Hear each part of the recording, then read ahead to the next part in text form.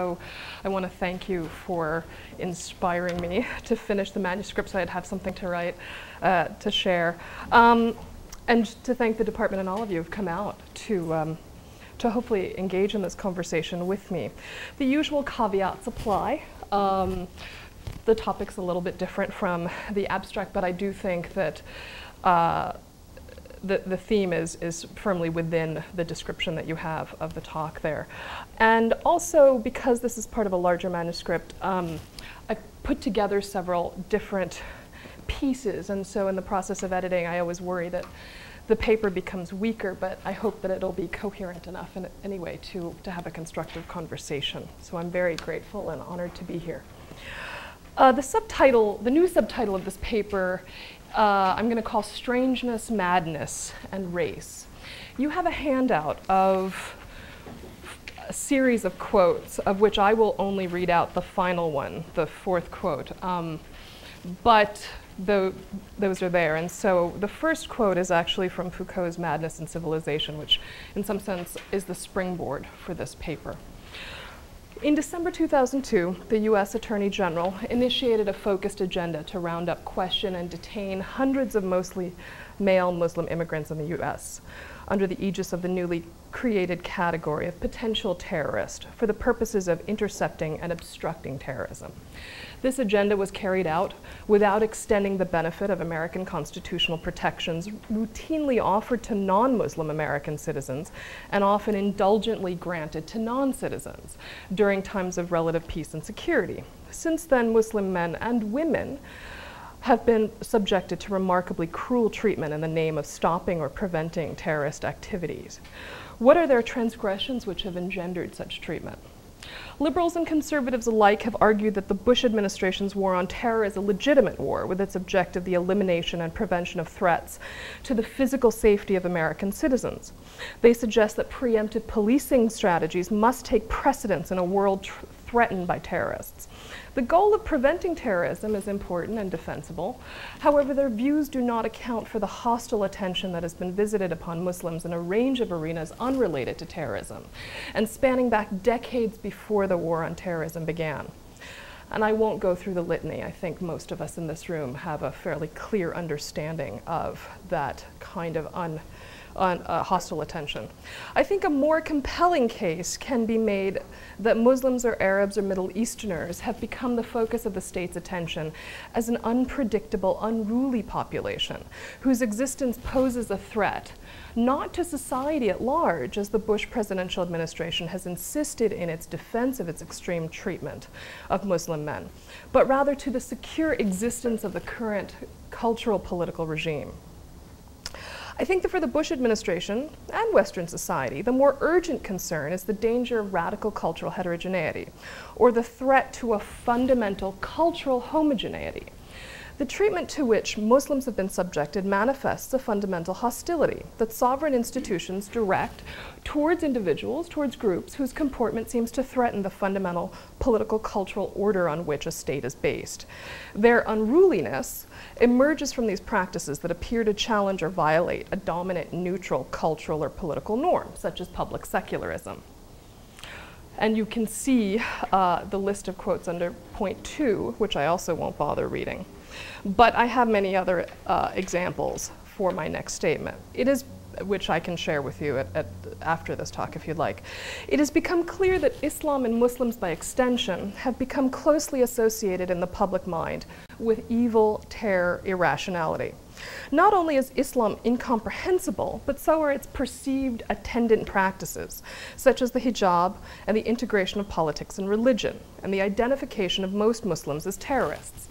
The labeling of Islam as a destructive religious ideology and its corresponding identification with Muslims as being imbued with a terrorist psychology has resonated loudly, since these emerge from various comments by well-known religious leaders as well as generally in the policies enacted and enforced by the Bush administration. These traits take on a singular potency when understood as part of an effort to create a new outcast population. Through them, Muslims have begun to be depicted as a new race, an evil and less rational race. In turn, this transformation has been parlayed into their depiction as a new pariah group and has legitimated the withholding from them as a group the universal protection of human rights and American constitutional law. Section 1, strangeness and madness. The language of evil and terror clearly evoke the vocabulary of madness and insanity, while at the same time rendering Arabs, Muslim or otherwise, a coherent population of people to be afraid of. People who are not only different from us in the Western global cosmopolitan liberal capitalist world, but ultimately unlike us in a fundamental ontological way.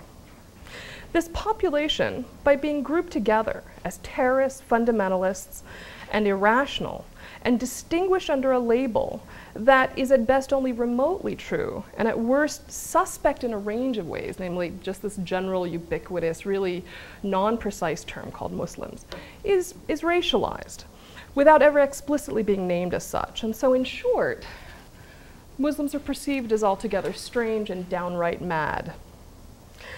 Madness has been leveled as a social diagnosis and utilized as one of the currencies of political and social outcasting for hundreds of years. In the 20th century, the charge of madness has been leveled against colonized populations, ethnic minorities, immigrant groups, homosexuals, transgendered populations, or others who deviate from mainstream class and cultural comportments. As Michel Foucault points out, madness becomes the weapon by which one part of humanity confines another, forcing it to hide, rereading its logic as one of animality. One of the fears that men of reason have of insanity, of the mad, is the nearly flawless capacity to imitate the logic, the discourse of reason. And you have the third quote, the marvelous logic of the mad, which seems to mock that of the logicians, because it resembles it so exactly, or rather because it is exactly the same. If the mad resembled those endowed with reason, if they appear to speak the language of reason, but with very different imaginations and desires, then not only are the mad dangerous, but they can also hide among us, undetected, and infiltrate and transform the logic of civilization before there is a chance to stop them. The danger of the mad is as follows. Madness, irrationality, unreason are affiliated with those who cannot use right reason to see and acknowledge that way of looking at the world that appears to be obvious to everyone else. I want to step away for a moment and distance myself from the descriptive employment of the discourse of madness. And as much as I, am very sympathetic to Foucault's discussion, I think there are good reasons not to take his discussion as the ground. I want to think about what I think is another subtle ground of this discourse of madness. Embedded in this diagnosis of madness is a set of subterraneous norms and fears that lead to the creation of unruly populations. And I've written about unruly populations elsewhere. I have a definition that a brief one that I want to share with you. The unruly is the element that is intuited as threatening to a political order, to a collectively disciplined society. It threatens to disrupt because it signifies some immediate fact of difference that must be harnessed and located or categorized or classified in such a way so as not to challenge the ongoing political order. The unruly is marked out within some dimension of the real that cannot be reduced to the visual. This element could be represented by something sensible, such as a bodily comportment, an accent, or a headdress, or skin tone. But it signifies something much more subtle and intangible, such as religious affiliation, an unusual behavior or a disruptive practice, the social history of another's tribe, or one's caste, having once been, let's say, untouchable, or one's kin. The unruly denotes some perceived degree of danger. After all, that's what it means to be unruly. It's the lightning rod by which a population becomes singled out for outcasting. The behaviors associated with the unruly and their physical representations, such as skin color, phenotype, language, head garb, accent, are part of the scaffolding by which madness is understood.